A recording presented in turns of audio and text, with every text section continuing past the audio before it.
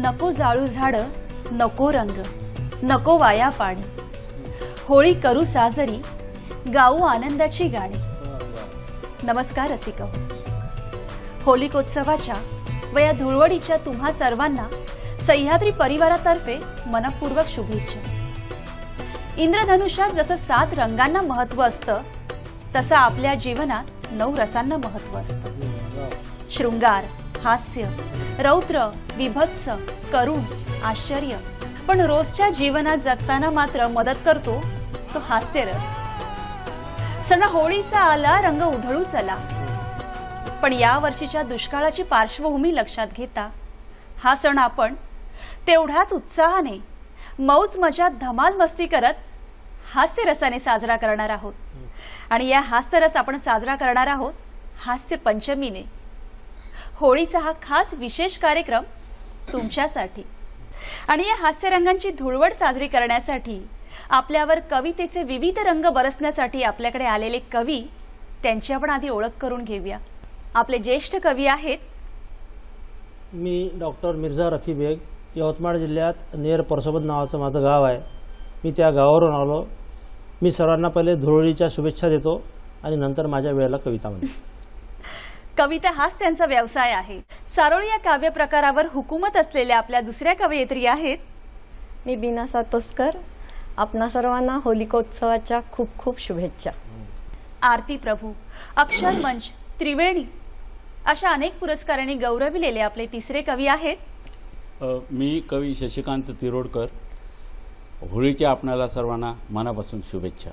शालेय जीवनापासून ज्यांनी कविता करायला सुरुवात केली अशा आपल्या चौथ्या कवयित्री आहेत मी कांचनवीर, नेर परसोपंतेतून यवतमाळ जिल्ह्यातून आली आणि आपणा सर्वांना होळीच्या खूप खूप खूप शुभेच्छा। डॉक्टरीच्या व्यस्त व्यवसायातूनही गेली 25 वर्ष आपला छंद जोपासणारे, हास्य कवितांमध्ये रमणारे आपले पाचवे कवी आहेत मी डॉक्टर प्रमोद बेसकर। मी डोंबिवलीला वैद्यकीय व्यवसाय करतो, फावल्या वेळात कविता करतो आणि कविता करता करता फावल्या वेळात वैद्यकीय व्यवसाय पण करतो। बुरा न मानो होली आहे असं म्हणत आपण आपल्या हास्य पंचमीला सुरुवात करूया।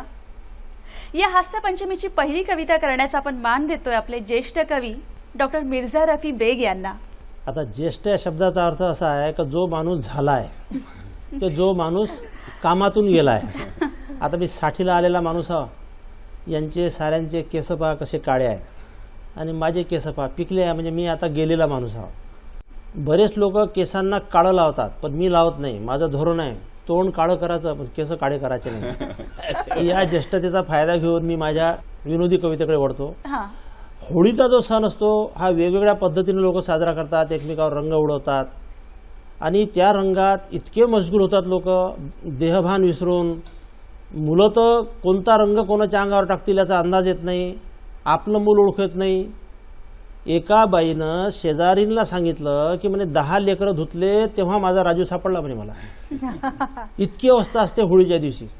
तर माझ्याही जीवनात किंवा माझ्यासारख्या एका माणसाच्या जीवनात एक होळीच्या दिवशी एक प्रसंग घडला। ती एक कविता अशी आहे, एक मुलगी रमी नावाची आणि तो माणूस, तर तो माणूस सांगून राहिला त्याचा अनुभव। रमीच्या कानातले डुलं लय हाले, ही माझी कविता माझ्या विदर्भाच्या भाषेतली आहे। आम्ही ळचा य करतो, वचा ई करतो। आमचे काही शब्द आहे, जांगळबुत्ता, संतरगुल्ल्या असे काही शब्द आहे, पण ते या कवितेत येत नाही, त्यामुळे त्याचा अर्थ सांगण्याचा अर्थ नाही। रमी आजकाल रमीच्या कानातले डुलं लय हाले, माह्यासमोरून कशी मटकतच चाले।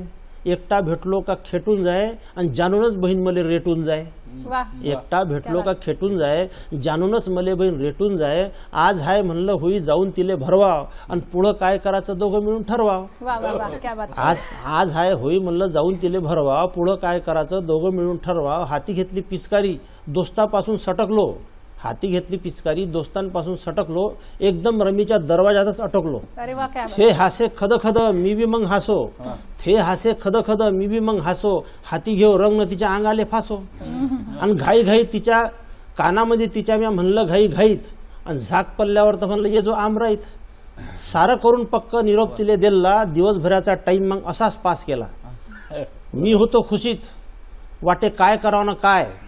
मी पाहो वाट का होते संध्याकाळ. वा वा वा. संध्याकाळ झाली तसा गिलासभर दूध पेलो आणि लपत कसा मी आमराईत गेलो. आंबे होते लहान तिथं रखवालदार होता मले काही तो दिसला नव्हता. आंबे होते लहान तिथं रखवालदार होता तेव्हाही तो मळ्यावर बसूनच होता. मले काही दिसला नाही. मी होतो खुशीत. रमी येणार होती आज माया कुशीत. इथल्यात आली रमी तर म्या काढले दात तवाच मागून माया गुबड्यावर तर बसली लात. इथल्यात आली रमी म्या काढले दात तवाच मागून माया गुबड्यावर तर बसली लात. आदवलो खाली तर फाटले माहे खिसे. उठून शान पाहिलं तर कोणीच नाही दिसे. पुन्हा माया पाठीत बसला एक रट्टा. कोण बहीण करते आपली थट्टा. इथल्यात एकदम शंका मले वाटली आणि भूत समजून माही भलतीच फाटली. मग म्या रमीचा हात धरला कप्पा. बोंबलत निघालो भूत अरे बाप्पा. दोघं बी आम्ही भाई होतो घाबरलो. हातात हात घालूनच गावामध्ये आलो. कल्याण आमच्या लोक जमा झाले. हात सोडून द्यायचं बाण राहिलंच नाही मले. मी सांगू शपथेनं भूत तिथं आहे. लोक कसे रागानं माझ्याकडे पाहे. एका जणानं हिंमत करून विचारलंच मले तुम्ही दोघं रातचे म्हणे तिथं कायले गेले. एका जणानं हिंमत करून विचारलंच मले तुम्ही दोघं म्हणे रातचे तिथं कायले गेले. असं त्यानं म्हणताच नशा माही उतरली. पटकन रमीले मी बाजूलेच केली आणि रमीले बी थोडासा पेचच पल्ला होता. घेणं देणं काही नाही निस्ताच कल्ला. अरे वा. रमीले बी थोडासा पेचस होता पल्ला. घेणं देणं काही नाही निस्ताच कल्ला. मान खाली घालून ते घराकडे गेली. मग काय पुस्तक खूप फजिती झाली. हा विचारे थो विचारे कोणी दे कुचके रडकं तोंड करून मी देव आचके. कोणी म्हणे तोंडानं आला तुले माज. कोणा तर हातची मिटून घेतली खाज. कोणी म्हणे तोंडानं आला तुले माज. कोणा हातची मिटून घेतली खाज. हा मारे इकून थो मारे तिकून मले नाही समजे कोण मारते कोकून. हा मारे इकून थो मारे तिकून मले नाही समजे कोण मारते इकून. घरी आलो बापानं बी दणकावलं मले. मायनं बी रागानं बोट काटकाड मोडले. मी आपला रडलो आणि झोपलो उपाशी आणि अशी झाली गंमत होळीच्या दिवशी. आणि अशी झाली गंमत होळीच्या दिवशी. क्या बात आहे. काय वाटलं ना की खरी सुरुवात झाली होळीची. लाभाले आम्हास भाग्य बोलतो मराठी. सुरेश भटांच्या या कवितेला स्मरून डॉक्टर रफी बेग म्हणतात लाभली आम्हास तुमची साथ आणि सांगतो मराठी भाषेचे मनोगत. हे मनोगत ऐकूया खुद्द त्यांच्याच भाषेत. आपण सगळे महाराष्ट्रीयन लोक आहोत. आपली भाषा मराठी आहे. परंतु योग असा आला इंग्रजी भाषेचं प्रस्थ वाढलं. इतकं प्रस्थ वाढलं का एखाद्या मुलाला एखाद्या मुलीबद्दल प्रेम व्यक्त करायचं असलं तर इंग्रजीसारखी सोपी भाषा नाही. त्यानं जर समजा राष्ट्रभाषा वापरली म्हटलं का मैं तुमसे प्यार करता हूं तर ते त्याच्या जांभळीतच देते. आणि त्यानं महाराष्ट्र भाषा वापरली म्हणजे मराठी वापरली का मी तुझ्यावर प्रेम करतो तुम्हाला ते झुरळासारखं झटकून देते. मग तिथं इंग्रजी वापरावं लागते. I love you. असाच एक मुलगा गेला त्या मुलीजवळून त्याला म्हणे आय लव्ह यू. ती मुलगी म्हणे आय लव्ह यू टू. हा म्हणे आय लव्ह यू 3. मराठी भाषेचं खूप अवमूल्यन व्हायला सुरुवात झाली. असंच जर झालं तर मराठी भाषेचं काय होऊ शकते या चिंतनात असताना एक दिवस मराठी भाषा माझ्याजवळ आली. स्वप्नात आली आणि तिनं तिचं मनोगत व्यक्त केलं ते या कवितेत. काल माझ्या सपनात माय मराठी आली. काल माझ्या सपनात माय मराठी आली दाखवली तिनं मले झोळी तिची खाली. काल माझ्या सपनात माय मराठी आली दाखवली तिनं मले झोळी तिची खाली. मी हाव म्हणे मिर्झा करोडोची आई भीक मागाची आली आज माह्यावर पायी. मी हाव म्हणे मिर्झा करोडोची आई भीक मागाची आली आज माह्यावर पायी. पोळ्याच्या बैलासारखी मी पहिले सजत होती. साहित्याच्या तोरणात वाजत गाजत धजत होती. आज मात्र मले फेकून दिलं तयात. मात्र मले फेकून दिलं तयात. इंग्रजी जाऊन बसली ज्याच्या त्याच्या गयात. एक तर म्हणे मले महाद्या ताबा. एक तर म्हणे मले महाद्या ताबा, नाही तर मग मी नड्डी धरून दाबा. एक तर म्हणे मले महाद्या ताबा, नाही तर मग मी नड्डी धरून दाबा. असं म्हणून मराठी पक्षासारखी फडफडली. हृदय महा भरून आलं, छाती माही धडधडली. खरंच म्हटलं मिर्झा आपण किती हाव बेमान, जिथं खाल्लं तिथंच करून राहिलो घाण. अरे मराठीची प्रतिभा ज्ञानेश्वरीत मावते. ग्रामगीता गाताही मराठीतच सामावते. मराठीनेच तुकड्याला तुकडोजी केले.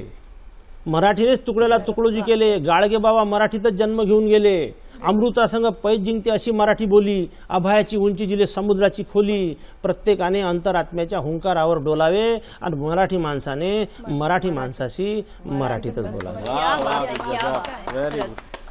खरं मराठी भाषेचं आणि आपलं नातं मित्रासारखं आहे. पण दोन मित्रांमधल्या नात्याचे तरल नातेसंबंध हळूवार उलगडतायत बीना सातोसकर. ऐकूया त्यांच्याकडून.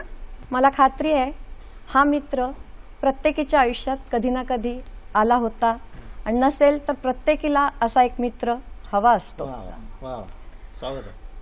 आज अशी उगाच घालमेल का होते, आज अशी उगाच घालमेल का होते, विसरलेल्या मित्राची सारखी आठवण येते.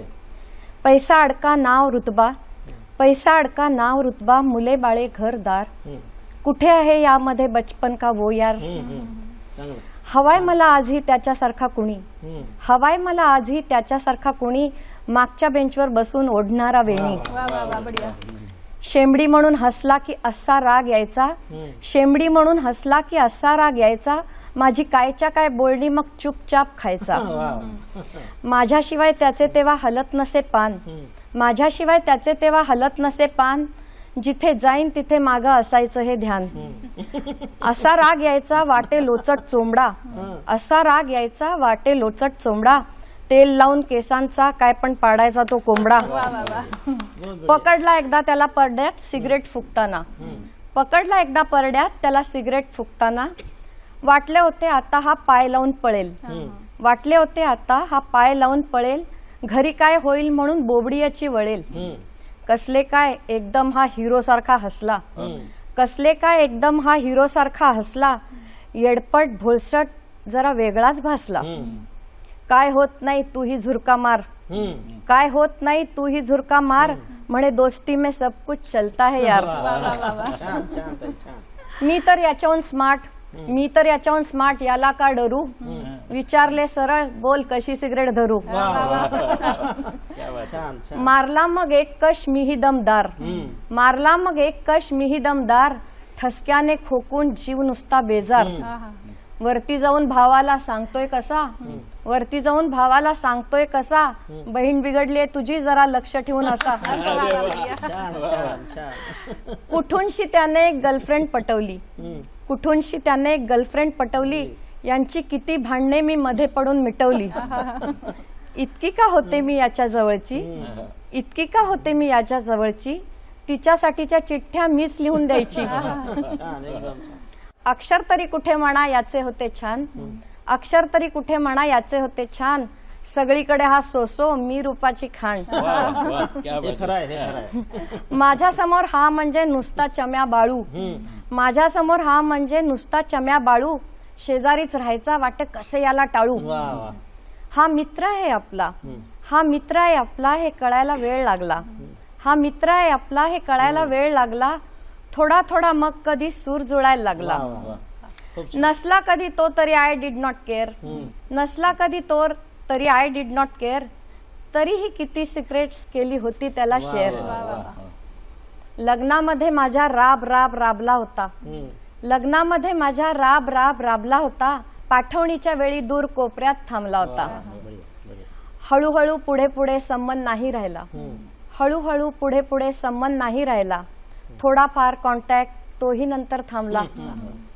आता कळतंय असं, आता कळतंय असं की तो खरंच गेला, आता कळतंय असं की तो खरंच गेला.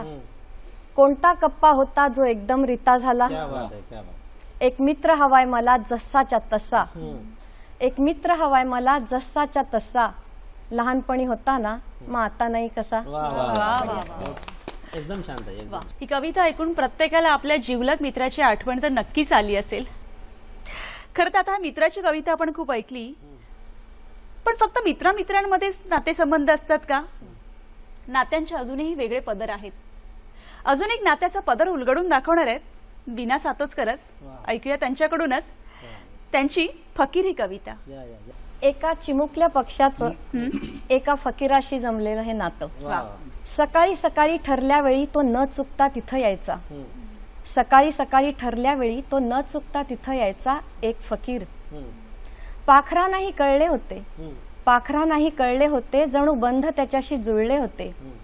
ते वाटेकडेच पाहत असायचे आणि तोही अगदी वेळेवर यायचा एक फकीर. छान छान.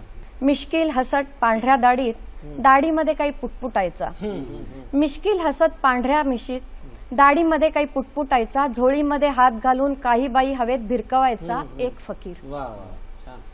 पक्ष्यांचा तो थवा मग दाणे टिपून उडून जायचा.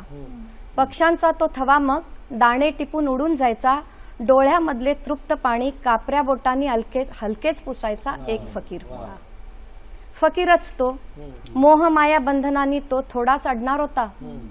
फकीरच तो, मोहमाया बंधनांनी तो थोडाच अडणार होता. आणि गेला कुठे म्हणून तरी कोण मागे रडणार होता. गेला कुठेतरी एकदा कोणत्याशा प्रवासाला, गेला कुठेतरी एकदा कोणत्याशा प्रवासाला एक फकीर. एक फकीर चबुतऱ्यावर दाणे द्यायला येईनासा झाला. एक फकीर चबुतऱ्यावर दाणे द्यायला येईनासा झाला. का कोण जाणे, का कोण जाणे, पण एक चिमणा जीव झुरून मेला. एक चिमणा जीव झुरून मेला. वा. खरंच छान.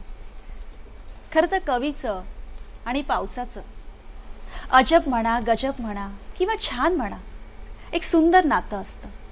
पावसाला बघून त्या कवीच्या मनात सुचणाऱ्या कवी कल्पनेला सलाम.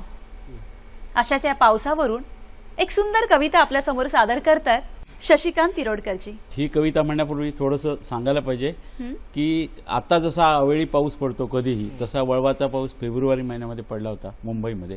आणि ओल्ड कस्टम हाऊसच्या ठिकाणी ही कविता लिहिली गेली. तर तिथे आजही बघितलं एक वडाचं आणि पिंपळाची अशी झाडं आहेत. आणि दुपारच्या वेळेला अचानक आलेला पाऊस, सगळी माणसं आम्ही बेसावत. आणि अशावेळी पाऊस आला, पाऊस येतो हे मला कळलं. आणि मी पलीकडचा जो फुटपाथ आहे त्या फुटपाथच्या बस स्टॉपच्या आम्ही आसरा घेतला. आणि त्या बाजूला ओल्ड कस्टमच्या बाजूला एका सुंदर युवतीने त्याच वेळी नेमकी टॅक्सी सोडली. टॅक्सी थांबवली आणि टॅक्सीला पैसे एवढ्यात अशी जोरात सर आली. 2च मिनिटं, ती 2-3 मिनिटाची सर होती, पण एवढे टपोरे थेंब होते आणि अशी ती भिजली. मला अजूनही आठवते ती लिंबोणी कलरची साडी नेसली होती, उंच गोरीपान. आणि पलीकडच्या ती धावत जाऊन त्या गोष्टी विसरत नाही आपण विसरत नाही ना. तर आणि पिंपळाच्या झाडाखाली, वडाच्या झाडाखाली जाऊन ती उभी राहिली. वडाचं झाड आहे तिथे. आणि बाजूच्या पिंपळाच्या झाडाखाली एक जख्ख म्हातारा उभा होता, मलमलचा सदरा घातलेला, लेंगा घातलेला, असा हडकुळा, असा हातात असा लाल दोरा. आणि तो विडी पित होता. आणि विडी पीत तो तिच्याकडेच बघत होता. त्याला कळलंच नाही, तिच्याकडे बघता बघता तो शुद्धच हरपला आपली, की आपल्या हातातली विडी कधी संपली हे कळलं नाही. त्याचा चटका त्याच्या हाताला बसला. त्याने असं झटकन हे केलं. त्या काळोखामध्ये झाडाखाली ते माझ्या डोक्यात विचारायला, अरे ह्या माणसाची, एवढ्या जख्ख म्हाताऱ्या माणसाची ही अवस्था आहे. तर निसर्ग सुद्धा जिवंत असतो असं म्हणतात, सजीव असतो, सजग असतो असं म्हणतात. मग निसर्गाला एवढं हे देवाने बनवलेलं अप्रतिम सौंदर्य पाहून काय वाटलं ते, हा विचार आला. आणि ही कविता. ती केळीच्या अंगान जशी भिजाया लागली, चिंब पावसाची सर उभी पेटाया लागली. ती केळीच्या अंगान जशी भिजाया लागली. भल्या आकाशाच्या सुद्धा मनी काळ बेर आलं. भल्या आकाशाच्या सुद्धा मनी काळ बेर आलं. ढग झिम्मड घालती भिजवार भिजवार.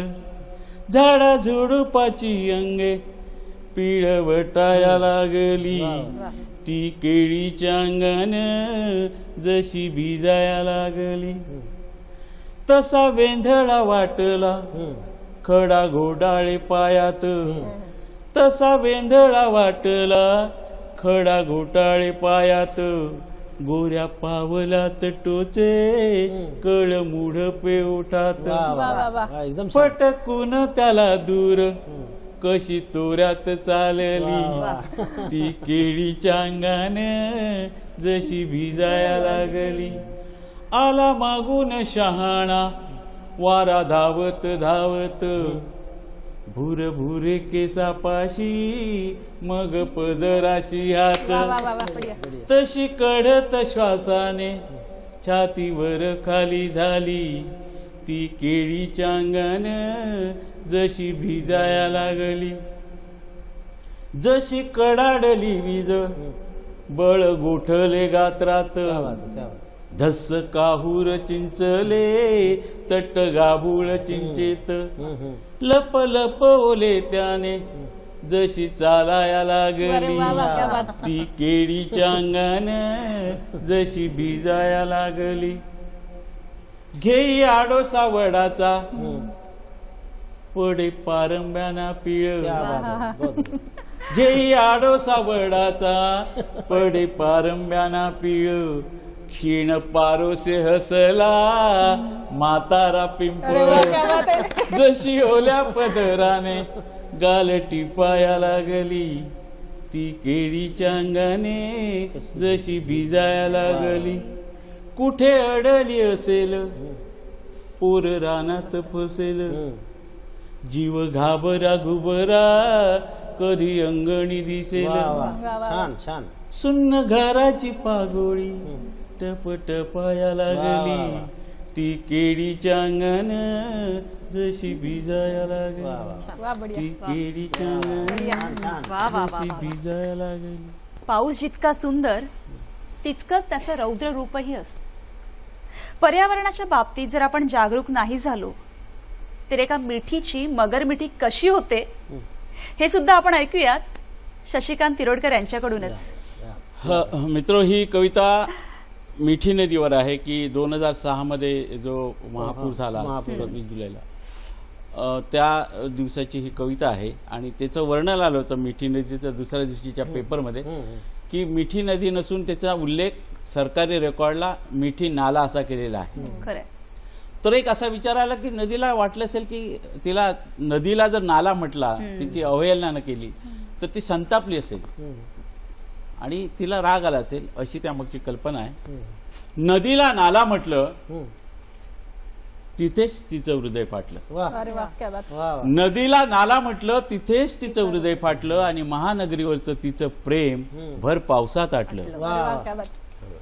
किती दिवस ती पावसाचीच वाट पाहत होती किती दिवस ती पावसाचीच वाट पाहत होती आणि आतल्या आत गटार बनवून गुपचूप पाहत होती. वा. बढिया जेव्हा अगदीच उभं आला तशी तिने पावसालाच सुपारी दिली. जेव्हा अगदीच उभं आला तशी तिने पावसालाच सुपारी दिली आणि त्याने सुद्धा नीट फिल्डिंग लावून तशी गुपचूप दर्याला टीप दिली. क्या बात आहे. वा वा बढिया बढिया 3 दिवस उभा टाकला पाऊस तिच्या पाठी 3 दिवस उभा टाकला पाऊस तिच्या पाठी तशी तिने मुंबईच्या गळ्यालाच मारली मिठी. आता रडतात सारे म्हणतात केला तिने घात. आता रडतात सारे म्हणतात केला तिने घात पण नदीचा नाला करण्यात त्यांचाच होता हात. क्या बात आहे. बहुत बढिया. तिने हेका काही सोडला नाही जरी नुकसान होणारे जाणलं तिने हेका काही सोडला नाही जरी नुकसान होणारे जाणलं आणि अखेर मिठी नदी नाव पुन्हा सातबारावर आणलं. मिठी नदी नाव बढिया, पुन्हा बढिया. एकदम सातबारावर. छान एकदम छान एकदम छान. खरंच छान. खरं तर या पावसाच्या दिवसात पावसाची अनेक रूपं आपण बघितली. एक शृंगार रूप तर एक रौद्र रूप. पण असं या पावसाच्या दिवसात युजली आपल्याला एक चटक मटक असं काहीतरी खावंसं वाटतं. आपल्याला आपल्या नेहमीच्या रेसिपी माहितीये पण कवितेची चटक मटक रेसिपी तुम्हाला माहितीये? नाही मलाही नाही माहित पण आपण ती ऐकणार आहोत खुद्द डॉक्टर प्रमोद बेचकर यांच्याकडून. काय होतं दुपारी मी दवाखान्यातनं घरी येतो तेव्हा बहुतेक वेळेला टीव्ही चॅनलवरती काहीतरी पाककृती चालू असतात आणि बायको खूपदा ते पेन आणि कागद घेऊन बसलेली असते रेसिपी लिहून घ्यायला. तर मी म्हटलं आपण इतके वर्ष कविता करतो आपण कवितेची रेसिपी लिहूया. तर ही कविता बघा आणि दुपारची वेळ पण आहे सगळं स्त्रिया बघत असतील तर कागद आणि पेन असेल तर लिहून घ्या लिहून घ्या रेसिपी तुम्ही कवितेची. घ्या लिहून घ्या रेसिपी तुम्ही कवितेची गंभीर विनोदी हव्या तशा रचनेची. गंभीर विनोदी हव्या तशा रचनेची पदरास जरासा लावा तुम्ही खार लोणच्याचा नाही का, पदरास जरासा लावा तुम्ही खार, घ्या विकत स्वस्तशी कवितेची पुस्तके, घ्या विकत स्वस्तशी कवितेची पुस्तके, मग चाळून काढा पाना मागून पाने. इथं चाळणं वगैरे सगळंच आहे, निवडून घ्या. मग चाळून काढा पाना मागून पाने, निवडून उतरवा छान छानसी यमके, निवडून उतरवा छान छानसी यमके, घ्या महत्व जाणून पहिल्यांदा यमकाचे, घ्या महत्व जाणून यमकांचे पहिल्यांदा. जर चमकदार यमके तर कविता चमके, जर चमकदार यमके तर कविता चमके. घ्या लिहून घ्या रेसिपी तुम्ही कवितेची. मग गोड गोड शब्दांच्या जमवा गोणी, मग गोड गोड शब्दांच्या जमवा गोणी, वापरा मुक्त हस्ताने जणू की पाणी, वापरा मुक्त हस्ताने जणू की पाणी. लक्षात कुणाच्या गाणी सर्व पुराणी, लक्षात कुणाच्या गाणी सर्व पुराणी. वापरा त्यातल्या ओळी शब्द कहाणी, वापरा त्यातल्या ओळी शब्द कहाणी. या गोड गोड शब्दांच्या जिलब्या पाडा, या गोड गोड शब्दांच्या जिलब्या पाडा. अन ओ येईस तो रसिकांना त्या वाडा, अन ओ येईस तो रसिकांना त्या वाडा. घ्या लिहून घ्या रेसिपी तुम्ही कवितेची. जर तिखट हवे गझलांच्या चकल्या पाडा, जर तिखट हवे गझलांच्या चकल्या पाडा. लावणी आयटम सॉन्ग लिहा पोवाडा, लावणी आयटम सॉन्ग लिहा पोवाडा. घ्या मीठ जरासे सोप्या अर्थाचेही, घ्या मीठ जरासे सोप्या अर्थाचेही. द्या फोडणीस शब्दांच्या चमत्कृतीही, द्या फोडणीस शब्दांच्या चमत्कृतीही. लाटून काव्य दुसऱ्यांचे भाजा पोळी, लाटून काव्य दुसऱ्यांचे भाजा पोळी. शिजलीन डाळ तरी घोटून काढा ओळी, शिजलीन डाळ तरी घोटून काढा ओळी. घ्या लिहून घ्या रेसिपी तुम्ही कवितेची. आणि मग मिक्सचर हे मिक्सर मध्ये फिरवावे, मग मिक्सचर हे मिक्सर मध्ये फिरवावे.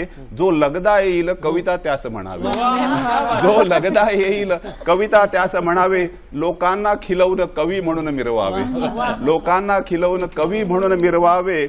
ना आवडली तर अरसिक त्यास म्हणावे, ना आवडली तर अरसिक त्यास म्हणावे. ही डिश कधी ना समीक्षकांना द्यावी, क्या बात है. ही डिश कधी ना समीक्षकांना द्यावी. शेवटचा ऐका सुगरणीचा हा सल्ला, ही डिश कधी ना समीक्षकांना द्यावी. शेवटचा ऐका सुगरणीचा हा सल्ला. हे समीक्षक जणू खाष्टच सासू दुसरी, हे समीक्षक जणू खाष्टच सासू दुसरी. कष्टला ते इतके तरी चढवतील हल्ला, कष्टला ते इतके तरी चढवतील हल्ला. या लिहून घ्या रेसिपी तुम्ही कवितेची. खरंच खूपच छान अशी रेसिपी तुमच्याकडून आज आम्हाला कळली.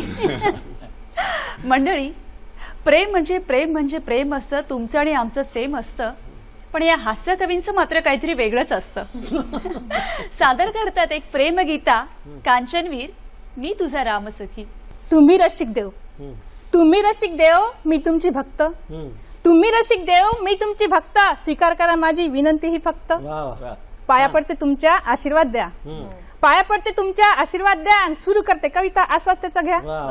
अनुभवातून काही प्रसंग मी सावडले, अनुभवातून काही प्रसंग मी सावडले. टाळी द्या तुम्ही जर तुम्हाला सावडले. शब्दांचे आता सोडते मी तीर, शब्दांचे आता सोडते मी तीर. आणि नेरून आले मी कांचनवीर, नेरून आले मी कांचनवीर. एकदा होळी खेळले दोघं नवरा बायको आणि 4 वाजता मस्त दूध पिले आणि बसले गप्पा करत.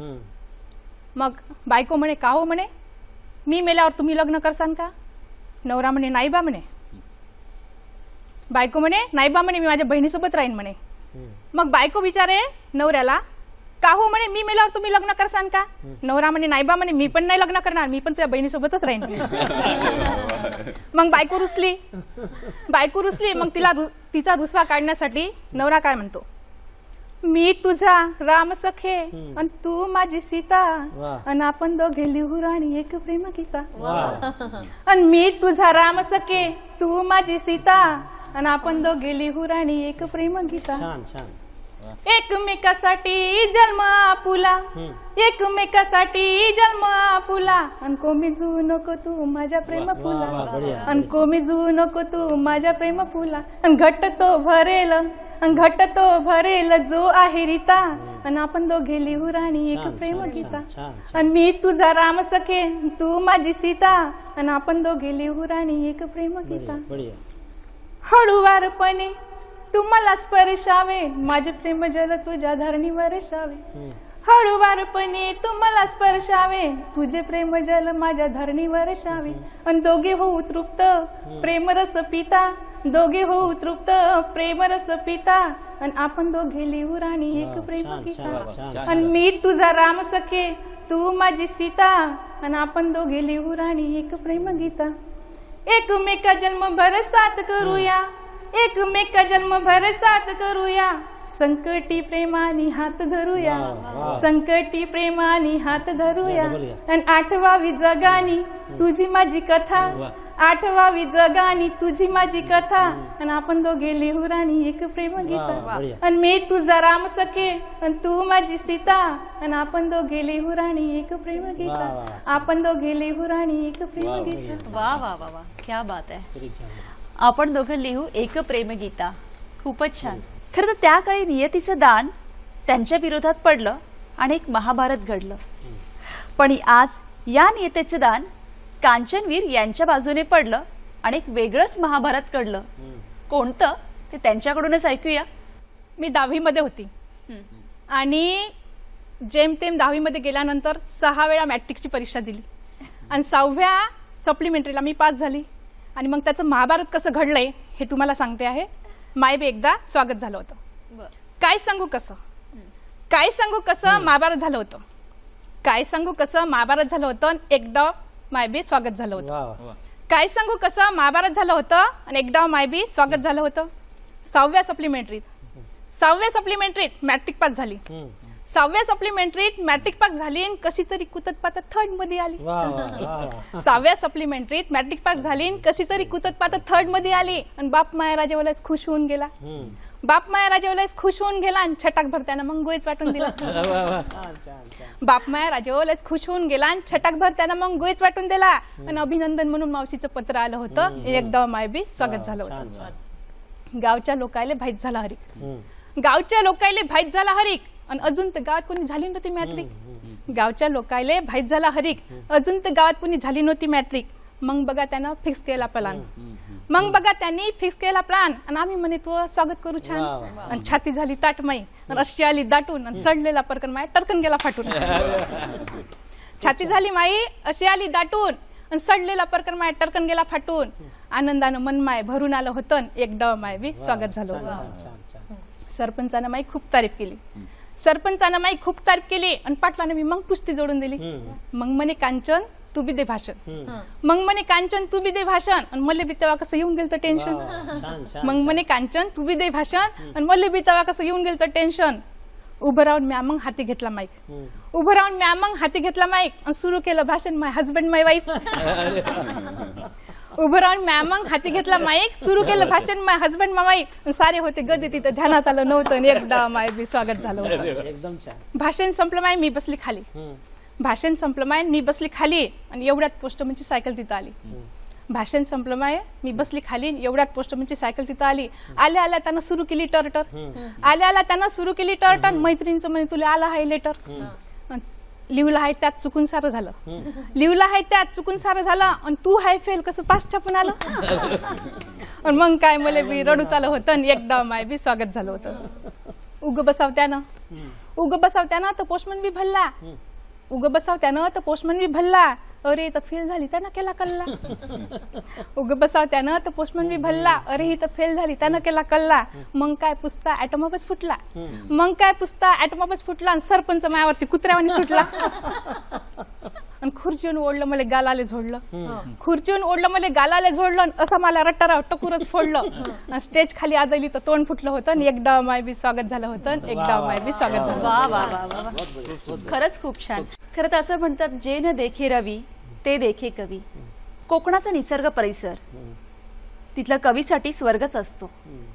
आणि मालवणी भाषेची अवीट गोडी जर आपल्या शशिकांत तिरोडकरांनी नाही हेरली तरच नवल. एक मालवणी भाषेतील जत्रा ही त्यांच्या सोडून ऐकूया त्यांची कविता. मालवणी मुलूक जत्रेसाठी दशावतारासाठी प्रसिद्ध आहे. आणि मी सिंधुदुर्गमधला माझी मालवणी मायबोली, त्या मायबोलीमधली एक कविता सादर करतो. टिपर म्हणजे त्रिपुरी पौर्णिमा, तिथून मालवणी मुलखामध्ये यात्रांना सुरू होते. असोच गेले एकदा टिपराच्या जत्रेक, माझ्यासोबत चलत होतो झापडेकराचो लेख. असोच गेले एकदा टिपराच्या जत्रेक, माझ्यासोबत चलत होतो झापडेकराचो लेख. मी म्हटले झापडेकरा हकडे ये जरा, थंय काय लकाकता आता बघून ये बरा. मी म्हटले झापडेकरा हकडे ये जरा, थंय काय लकाकता आता बघून ये बरा. आत्ता येते म्हणान माय जो गेलो तो पुरी रात सरली तरी परत नाही इलो. तवसर थंय बॅटरी पेटवीत आमचो थोरलो भाव इलो. तवसर थंय बॅटरी पेटवीत आमचो थोरलो भाव इलो. माझ्या तोंडात पेटची इडी बघून कानपाट पेटून गेलो. मग उजाडल्यावर भेटलो माका झापडेकराचो गोपो. त्याच्यासोबत चलत होतो सुगरणीचो खोपो. मी म्हटले झापडेकरा खैसून काही आणलं. तो म्हणता असा काय तुका माहित नाही. तो म्हणता असा काय तुका माहित नाही, या सुमग्या माझा जत्रेतला खाजा. मी म्हटले मेल्या पुरी रात सरल्यावर आता खाजा गाऊन येतस, रातभर काय मेल्या पुडी सोडीत होतस. तो म्हणता अरे जरा वगैरे वगैरे उभ्या उभ्या सगळ्या रात्री तो हिशोब काय घेत. काय झाला, तुझ्याकडसून गेलंय तो पटार जाऊन बसलय. तुझ्याकडसून गेलंय तो पटार जाऊन बसलय. 500 रुपये जितले तो माझो मीच हसलोय. शिरा पडली वरान थंयच पसलय. सुंग्याक वाटलं मी त्याच्याशीच हसलोय. मगे काय कुकवा टिकल्यो काकणा रिबणी घेतलंय आणि हॉटेलात जाऊन बसलय. टका मका बघता बघता माझो जीव थयच कारावलो. कळलाच नाही रे कोंबो कधी आरावलो, कळलाच नाही रे कोंबो कधी आरावलो. वा वा वा, खरंच बालवाडी भाषेतली ही गोडी खरंच खूप छान होती. गझल एक वृत्त नाही तर ती एक वृत्ती आहे. कवीची गझल ही त्याच्या भाववृत्तीतून निर्माण व्हावी लागते. आपल्याला अशीच एक गझल ऐकवतायत डॉक्टर प्रमोद बेसकर. मगाशी म्हटलं तसं गझलच्या चकल्या पाडा, तरी 2 चकल्या तुमच्या समोर सादर करतोय. काय होतं की डॉक्टर असल्यामुळे सारखं आजारांशी संबंध, पेशंटशी संबंध, तर गझलचं नाव पण आजारी गझल आहे. काय माहिती ना, अंग दुखते वाटते की फ्ल्यू असावा.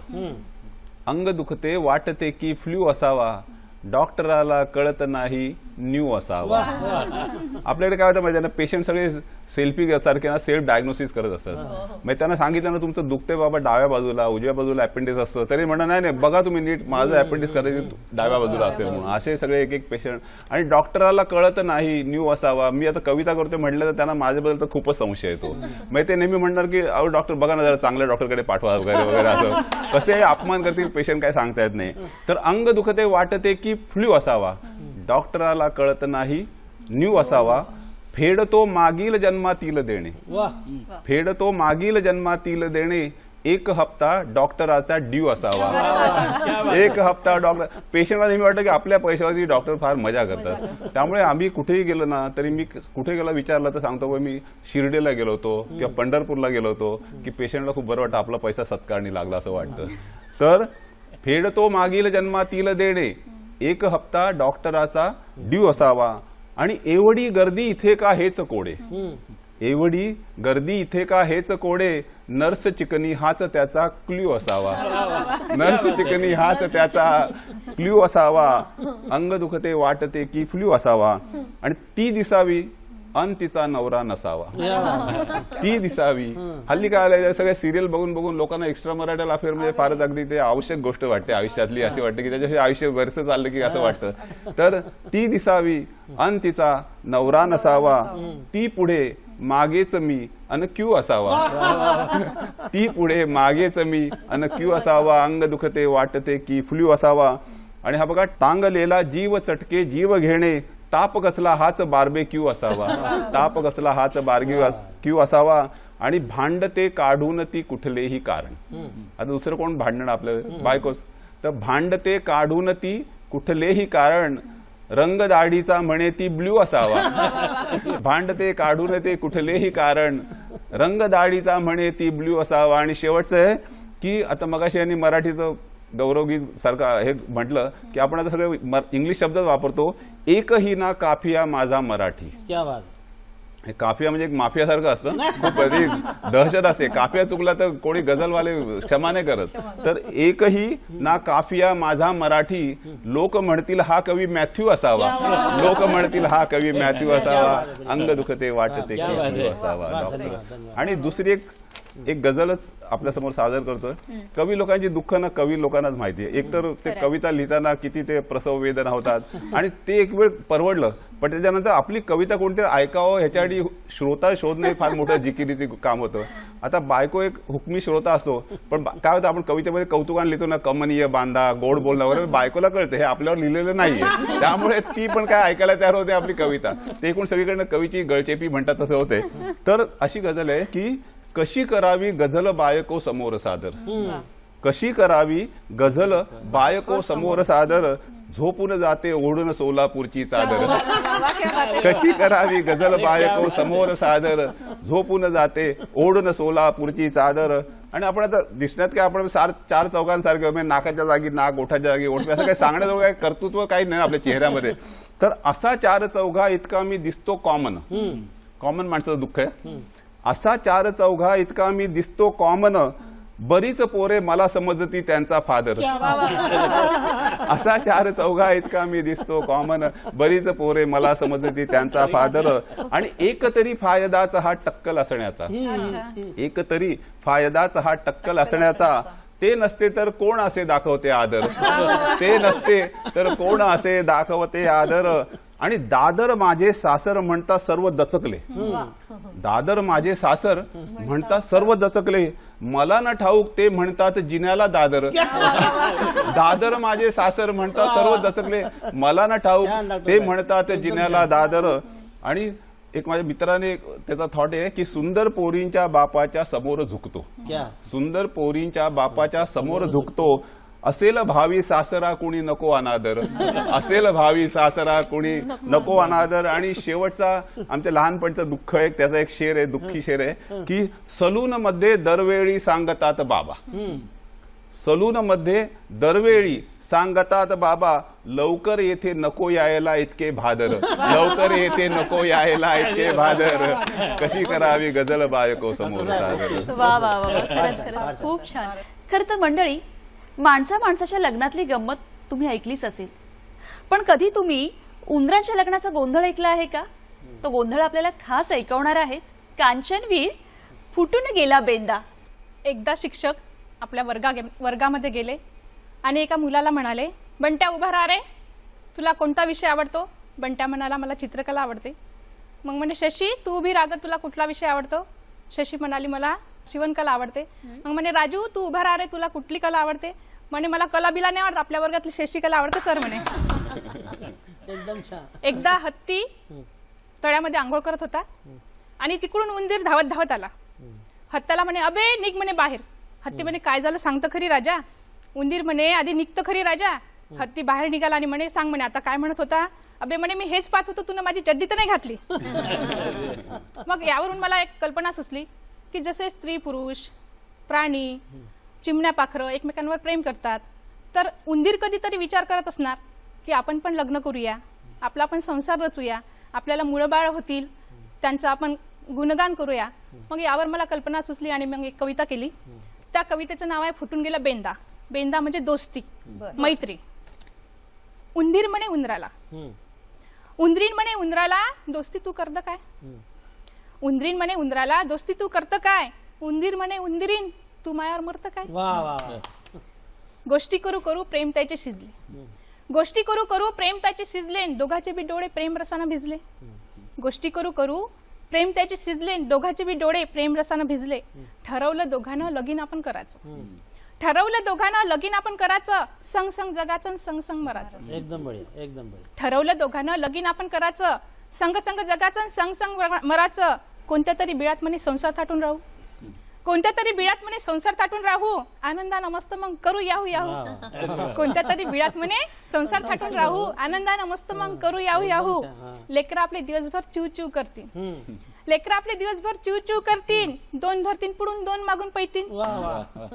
सत्यनारायण हाय म्हणे समोरच्या घरात, सत्यनारायण हाय म्हणे समोरच्या घरात, आणि तिथंच घेऊन येतो मी माई वरात. सत्यनारायण हाय म्हणे समोरच्या घरात, तिथंच घेऊन येतो मी माई वरात. लग्न करून जेऊ आणि तू मा पोट भरण, लग्न करून जेऊ तू मा पोट भरण, आणि उद्या करू सत्यनारायण रात्री ओट भरण, उद्या करू सत्यनारायण रात्री ओट भरण. मी येतो मागून तू पुढे सरक, मी येतो म्हणे मागून आणि तू पुढे सरक, एकदम दोघाच्या अंगावून गेला टरक. वा वा. मी येतो म्हणे मागून तू पुढे सरक, एकदम दोघाच्या अंगावून गेला टरक. मरून गेले दोघे होऊन गेला चेंदा. मरून गेले दोघे होऊन गेला चेंदान. जुळण्या आधीच दोघांचा फुटून गेला बेंदान. जुळण्या आधीच दोघांचा फुटून गेला बेंदान. क्या बात आहे. एकदम छान. आपल्या या कार्यक्रमाची रंगत अधिक वाढवूया. आपल्या हास्यपंचमीच्या कार्यक्रमात चारोळी या काव्य प्रकारावर हुकूमत असलेल्या बीना सातोसकर यांच्याकडून आपण चारोळ्यांच्या काही चंक ऐकूया.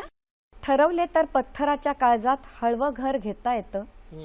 ठरवले तर पत्थराच्या काळजात हळवं घर घेता येतं आणि फुलपाखराचे पंख घेऊन आकाशपार जाता येतं. माझ्या गावची चुकार झुळू तुझ्या मनात अलगद शिरली. माझ्या गावची चुकार झुळू तुझ्या मनात अलगद शिरली. रीती होती ओंजळ माझी पुन्हा वादळ वाऱ्याने भरली. छान छान. आताशी कुठे होते सावरले विस्कटलेले, पाखरू लबाड पुन्हा घुमू लागले. विसरले होते जन आपली कहाणी, विसरले होते जन आपली कहाणी, करावयास चर्चा पुन्हा जमू लागले.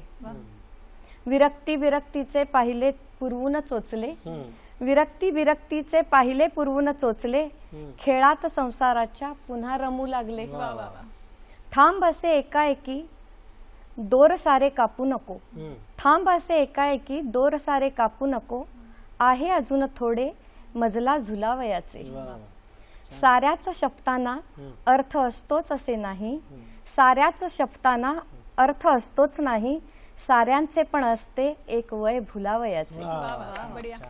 पुन्हा आज चाहूल वादळाची आहे, पुन्हा आज चाहूल वादळाची आहे, डोळ्यात रेघ शांत काजळाची आहे.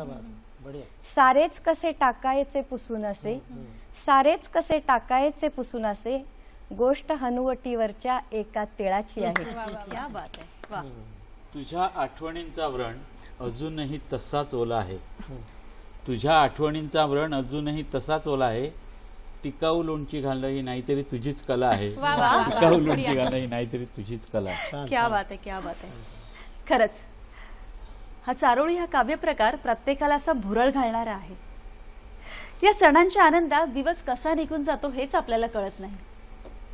मग मन उदास होतं आणि सणांची वाट पाहत बसतं. वाट पाहता पाहता वर्ष संपून जातं तेही आपल्याला कळत नाही. गुढीपाडव्याशिवाय आपलं नववर्ष सुरूही होत नाही. आणि ह्याच गुढीपाडव्यावर आपण एक छानशी कविता ऐकणार आहोत डॉक्टरांकडून. मला 2 मुली आहे आणि 1 मुलगा आहे. ज्या अर्थी 2 मुली असून 1 मुलगा आहे याचा अर्थ मुली मोठ्या आहे आणि मुलगा लहान आहे. असाच जे आर आहे ना तुमच्याकडे. प्रत्यक्षात मुलाचीच असते, कारण जवळच्या लाथा खाऊन आपलं पोट भरत नाही आणि पोराच्या लाथा खाल्ल्याशिवाय कावळा आपल्या पिंडाला स्पर्श करत नाही. तर मग आता मुलगा लहान असल्यामुळे लाळाचा आहे आणि आपलाच असल्यामुळे कौतुकाचा आहे. आमच्या इथं नेर परसोपन जिल्हा यवतमाळ येथे मंगळवारी आठवडी बाजार भरते. एकदा मी मंगळवारी बाजारात जायला निघालो झोरा घेऊन, तर पोराच्या लक्षात आलं का बुडा बाजारात चालला. तो पोट्टा आला म्हणे अब्बा मैं भी आता हूँ. अबे म्हणलं मैच तो जातो हूँ, तो आतो की नाही मालूम नाही, अब तू काय को आतो. पण पोट्ट म्हणे येतो. तुम्ही आम्हाला चाल त्याला झोरा. गेलो बाजारात, आलूच्या दुकानासमोरून चाललो होतो. पोट्ट म्हणे आलू घ्या. मला आलू घ्यायचे नव्हते. अरे म्हणलं हे काय आलू आहे. आलू असते म्हणलं पंजाबले हे मोठे, एकच खाय तिकडंच पाय. एखाद्या वेळेस गेलो तर घेऊन. मग चाललो तो वांग्याच्या दुकानासमोरून. पोरग म्हणे वांगे घ्या. मला वांगे घ्यायचे नव्हते. पोरग आहे की नाही. अरे म्हणलं हे काय वांगे आहे का. म्हणलं वांगे असते म्हणलं पंजाबले हे मोठे, एकच खाजून तिकडंच पाहिजे. झाला बाजार. पोरग खाऊ खात खात पुढं, मी झोरा घेऊन समोर आपलं मागं. जसंच घर जवळ आलं तर पोट्ट घरात पयालं. त्याची माया म्हणे बाबू तो बाप रे. पोरग म्हणे ते का बाप आहे का. म्हणे बाप असते म्हणे पंजाबले हे मोठे. तो विनोदासाठी कुठंच जाणे लागत, पण काही काही विनोदातून आपल्याला काहीतरी सांगायचं असते. आपली कोणताही देश असो, प्रत्येक देशाची एक संस्कृती असते आणि भारताच्या संस्कृतीचा वर्चस्मा गेल्या हजारो वर्षापासून कायम आहे साऱ्या जगावर. जगाला त्याचं एक आकर्षण आहे. त्याच्या पाठीमागे हे विविध रंगाचे असलेले सण आहेत. 31 डिसेंबरला माझे मुलं जेव्हा लहान होते, एक घटना अशी घडली. माझी मोठी पोरगी माझ्यावाली सकाळी 9 वाजता म्हणे अब्बा 100 रुपये देऊ ना. मी आम्हाला घेऊ ना. म्हणलं कशासाठी. नवीन वर्ष आलं म्हणे. अरे म्हणलं आत्ताच गेलो आणि लगेच आलं. ते माहिती आहे पण आलं म्हणे. मग ते जात नाही तर लहान मुलगी आली. ती म्हणे 300 रुपये द्या. म्हणलं तू घे बाबा. कशासाठी. नवीन वर्ष आलं म्हणे. मग हे जात नाही तर धसकट आलं. पंजाबचा धसकट, त्याने मला 500 रुपयाचा चुना लावला. या तिघाने मिळून मला जवळजवळ 1200 रुपयाचा चुना लावला. या 1200 रुपयात माझ्या साऱ्या घराला चुना मारणं झाला असता. या पोट्याने मलाच दिला उभाडवा मारून. आणि मग हे आपल्या मित्रासोबत मैत्रिणीसोबत नवीन वर्ष साजरं करायला निघून गेले. आता मला सांगा, नवीन वर्ष का लेकराला असते का, मायबापाला असते का साहेब? मग मी आणि माझ्या बायकोनं नवीन वर्ष साजरं केलं. ऐकता येते आम्ही कसं साजरं केलं. 31 डिसेंबरले असं काम आलं रंगात. 31 डिसेंबरले असं काम आलं रंगात, इंग्रजाईचं भूत घुसलं बायकोच्या अंगात. 31 डिसेंबरले असं काम आलं रंगात, इंग्रजाईचं भूत घुसलं बायकोच्या अंगात. जवळ येऊन मले म्हणे oh my dear. Matric pass आहे ते. तिला तोंडावरचे 2-4 शब्द माहीत आहे, डिअर, रेनडिअर. ते तर बरं झालं तिला बिअर नाही माहीत. नाही ते हेअर असतील, मी देअर असतो. आणि तुम्ही म्हटलं असतं का डोंट केअर, घ्या चेअर, बरं आहे पेअर. तर 31 डिसेंबरले असं काम आलं रंगात, इंग्रजाईचं भूत घुसलं बायकोच्या अंगात. जवळ येऊन मले म्हणे ओ माय डिअर, साजरा करू म्हणे आपण आज न्यू इयर. हातात हात घालून दोघं जण नाचू मस्त, अख्खी एक कोंबडी दोघंच करू फस्त. अर्ध्या रात्री घरातले दिवे देऊ मालून, अर्ध्या रात्री घरातले दिवे देऊ मालून, इंग्रजी दारू पिऊ पाण्यामध्ये कालवून. अर्ध्या रात्री घरातले दिवे देऊ मालून, इंग्रजी दारू पिऊ पाण्यामध्ये कालवून. रात्रभर पत्ते खेळू आणला म्हणे कॅट, रात्रभर पत्ते खेळू आणला म्हणे कॅट. म्या म्हणलं तिले तू झाली काय मॅट. अरे भारतीय आपण, संस्कृती भारताची, रामाची, लक्ष्मणाची, कृष्णाची आणि पार्थाची. 1 जानेवारीचा तू करू नको हर्ष. आणि गुढी पाडव्याले असते म्हणलं आपलं नवीन वर्ष, आणि गुढी पाडव्याले असते म्हणलं आपलं नवीन वर्ष. खरंच खूप छान. मंडळी, निसर्ग नियमाप्रमाणे खरं तर ज्याची कुठे सुरुवात होते त्याचा कुठेतरी शेवटात ठरलेलाच आहे. पण जाता जाता मला एवढंच सांगावंसं वाटतं, सूर्याचं दुःख कोणतं तर त्याला काळोख पाहता येत नाही.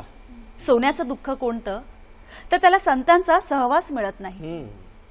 आणि आपल्या कवीचं दुःख कोणतं असेल तर त्यांना जे सांगायचंय आणि जेवढं सांगायचंय ते सांगता येत नाही. खरं तर आज या हास्य पंचमीच्या निमित्ताने आपले जे काही कवी इथे आले आणि तुम्ही रंगांची, कवितेची जी काही आमच्यावर उधळण केली त्याबद्दल तुमचे खूप खूप आभार. होळीच्या तुम्हा सर्वांना पुन्हा एकदा शुभेच्छा.